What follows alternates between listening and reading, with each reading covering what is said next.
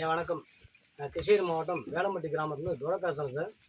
நான் ஒரு 4-5 மாடு வச்சுருக்கேன். மாட்டுப்பால் தான் என்னோடய வேலையை.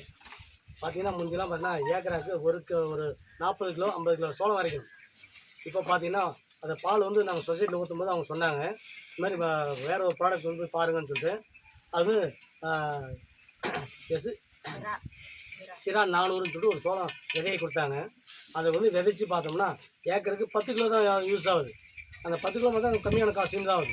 அது வரைக்கும் மாடு வேறு தீவனம் கொடுத்தோடனே நல்லா மாடும் நல்லா சாப்பிடுது, பாலும் தரமாக வருது, ரேட்டும் கூடுதலாக வருகிறது. இதை கொஞ்சம் பாருங்கள். நல்லா ஒன்று இல்லாமல் படிச்சும் சாப்பிட்றோம், ஒரே தீவனம் மிச்சப்படுத்தாது.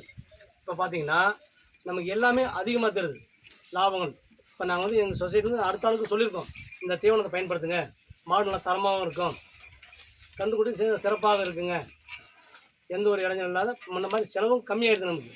இப்போ வந்து செலவு நமக்கு வந்து கம்மியாக, ரொம்ப கம்மி. முன்ன 4 பண்ண 1% தான் இப்போ செலவாகுது. இதை பயன்படுத்தி பாருங்கள் நாங்கள் சொல்லியிருக்கோம் சார்.